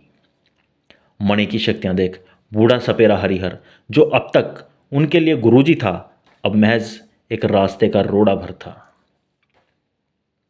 माधव ने कुदाल उठाकर 2-3 प्रहार एक के बाद एक हरिहर के सर पर किए। दूर तक खून के छींटे उड़े। हरिहर के नाक और मुंह से भी खून के फव्वारे छूट पड़े। उसकी दाढ़ी मूछ खून में लथपथ हो गई। उसका मृत शरीर धड़ाम से भूमि पर आ गिरा। दोनों ही शिष्य एक साथ मणि की ओर दौड़े और कटोरी पर झपट पड़े। कटोरी लुढ़क कर गिर गई और मणि लुढ़कती हुई दूर जा गिरी। इसके साथ ही बरसात भी रुक गई। लड़ते भिड़ते शिष्य अचानक लप लप की आवाज़ सुनकर रुक गए। ये ऐसी आवाज़ थी जैसे कोई खूंखार जानवर लपलपाती जीभ से कुछ चाट चाट कर खा रहा हो। भय की एक बिजली उन दोनों के अंदर कौंध गई। इस अंधेरे जंगल में कहीं ये कोई बाघ तो नहीं? आवाज़ उसी ओर से आ रही थी जहां हरिहर की लाश पड़ी थी। दोनों उस ओर धीरे धीरे बढ़े और उन्होंने देखा, चांद की रोशनी में एक बहुत लंबा, सूखे से काले शरीर वाला विकराल प्रेत हरिहर का सर अपनी गोद में रख उसे चाट रहा है। उसकी चमकती आंखें उन दोनों की ओर उठी। वह अपनी डरावनी मुस्कान और नुकीले लंबे दांतों से उनकी ओर मुस्कुराया। चीखते हुए वो दोनों दौड़ने लगे कि तभी उन्होंने देखा वो ठीक उनके सामने आ खड़ा हुआ। वो घबरा कर बोले, कौन हो तुम? प्रेत ने अपनी डरावनी भर्राई आवाज में कहा, वो मोती देखो, देखो वहां पड़ा है, उसमें कैद था मैं। कई दिन से प्यासा हूं, रक्त की प्यास है मुझे, रक्त गुंग हूं मैं, रक्त गुंग। केशव के मरते ही वह रक्तगुंग आज़ाद हो गया था। उसके सर से बंधे कपड़े में उस मोती में कैद वो हरिहर के रक्त की गंध पाते ही मोती से बाहर आ गया था। उसने अपने लंबे नाखूनों से माधव और कदम का टेटवा भींच कर उखाड़ लिया था और उन दोनों का ताज़ा रक्त शांति से बैठकर पी रहा था। अब लौटते हैं मूल कथा की ओर। बाबा शिवहर की गुफा में बाबा का हाथ थामे बैठा ध्यान में सारा दृश्य देखता विजय यह भयानक दृश्य देख विचलित हो उठा और उसकी आंखें खुल गईं। उसका ध्यान टूटते ही बाबा शिवहर की भी आंखें खुल गई। विजय बाबू की सांसें फूल रही थीं। उन्हें लग रहा था मानो वह कितनी लंबी यात्रा से पैदल लौटे हों। रश्मि और रमेश आश्चर्य से और प्रश्नों से भरी दृष्टि से उसे देख रहे थे। हाँफते हुए विजय बाबू ने शिवहर बाबू से पूछा, बाबा बाबा केशव नाग तो सपेरों के हाथ मारा गया था, फिर हमारे वंश को कौन डस रहा है बाबा? केशव की तो कोई जोड़ीदार नागिन भी नहीं थी, फिर ये सब कौन कर रहा है बाबा? तब बाबा ने कहा कि सवाल के जवाब तक पहुंचने से पहले ही उसने अपनी आंखें खोल दी हैं, इसलिए बाबा ने हफ्ते भर बाद उन्हें फिर लौटाने को कहा। वो तीनों गाड़ी में बैठ रवाना हो गए। रास्ते में रश्मि और रमेश ने उससे इस बारे में पूछा तो उसने सारी घटना पूरी कथा सुनाई। होटल पहुंचने पर विजय बाबू को एक कॉल आया, जिससे कॉल ने उन्हें हिला कर रख दिया। उन्हें पता चला कि उनकी फैक्ट्री में आग लग गई है, सब जलकर स्वाहा हो गया है। विजय बाबू के पैरों तले से ज़मीन खिसक गई। जाएं कि ना जाएं, हफ्ते भर बाद बाबा ने फिर बुलाया है। औलाद से बढ़कर भी क्या कुछ है। रश्मि और रमेश भी सोच में पड़ गए। रश्मि के कहने पर वो लोग अपने शहर के लिए रवाना हो गए। वहाँ जाकर विजय बाबू ने स्थिति का जायज़ा लिया, पुलिस के मामलात संभाले और इस सब के बीच हफ्ता कैसे बीत गया पता ही नहीं चला। विजय बाबू बड़े ही दुख में आ गए। 10 दिन बीत गए थे, बाबा के पास भी जाना था। रश्मि की तबीयत कुछ ख़राब थी तो उसे उसके मायके छोड़ वो रमेश के साथ हिमाचल के लिए रवाना हो गए। एक बार फिर से होटल बुक किए गए, वहाँ पहुँचा गया और फिर से एक लंबी ड्राइव के बाद वो दोनों बाबा की गुफा पर पहुँचे। बाबा के डेरे पर सन्नाटा छाया था। बाबा का केवल एक प्रिय शिष्य वहाँ धुने की सेवा कर रहा था। विजय बाबू ने पूछा कि बाबा कहाँ हैं, तो वह बोला कि बाबा की कुछ दिन पहले ही सांप के काटने से मौत हो गई है। यह सुनकर विजय और रमेश बहुत चक्के रह गए। शिष्यों ने बहुत कोशिश की बाबा को बचाने की और अपनी सारी विद्या लगाकर वो लगभग घंटे भर तक ही उनके प्राण बचा सके। शिष्य ने कहा, मरने से पहले बाबा ने कहा था कि रमेश और विजय नाम के 2 व्यक्ति मुझे ढूंढने आएंगे। उनसे कहना कि विजय ने ध्यान में उन 2 मटकों वाले खजाने का भेद जान लिया है जो किसी को नहीं जानना चाहिए था। और तब विजय को याद आए केशव नाग के वह वाक्य जो वह उसके दादा हरिया से कह रहा था, मालिक, अब जो भी होगा और जो भी आपको प्राप्त होगा उसे आजीवन किसी से ना कहिएगा मालिक।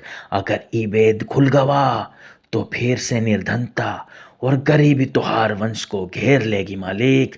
सब सर्वनाश हो जाएगा मालिक, सब सर्वनाश हो जाएगा। और उसे याद आया उसकी फैक्ट्री में आग लगना। शायद इस रहस्य को जानकर ही उसने बहुत बड़ी गलती कर दी थी। शिष्य फिर से बोला, गुरुजी किसी खजाने की बात कर रहे थे, कह रहे थे कि उस खजाने को पाने के लिए बड़े बेटे की बलि देनी पड़ती थी, पर हरिया ने छल किया नागों के साथ, इसलिए कोई वितोषी नाग है जो अब इस छल का बदला ले रहा है। और उस खजाने का हिस्सा जिस जिस को मिला, अब हर उस आदमी के पहले बेटे फिर उनके बेटों के पहले बेटे को वो सांप अब बदले की दृष्टि से पीढ़ी दर पीढ़ी काटता ही रहेगा। बाबा का कहना था उन्हें भी वितोषी ही डस कर गया है। और केशव की नागमणि कहाँ है यह आज तक कोई नहीं जानता। मारे डर के विजय बाबू लाल पड़ गए थे। उनकी कनपटियां गर्म हो उठी थीं। वो समझ गए कि वितोषी ने केशव के आदेश पर वो खजाना बिना बलि की शर्त के उनके दादा को सौंप दिया था, पर दादा ने छल किया। जो बात एक बलि पर खत्म हो सकती थी अब वो शर्त नहीं प्रतिशोध में बदल चुकी है। पीढ़ी दर पीढ़ी वितोषी उनके वंश को डसता रहेगा। दादा ने एक केशव को नहीं बल्कि पूरी नाग जाति के साथ छल किया है। इसलिए वितोषी पूरे वंश से उस खजाने के बदले बलि ले रहा है और आगे भी लेता रहेगा। वापस घर लौटते हुए विजय बाबू को एक और मनहूस खबर मिली कि उनकी पत्नी रश्मि का सीढ़ियों से गिर जाने के कारण पेट में ही बच्चा खत्म हो गया है। कुछ दिन बाद गांव से भी खबर आने लगी कि उनके किसी चचेरे भाई का बेटा मर्डर केस में अंदर चला गया है।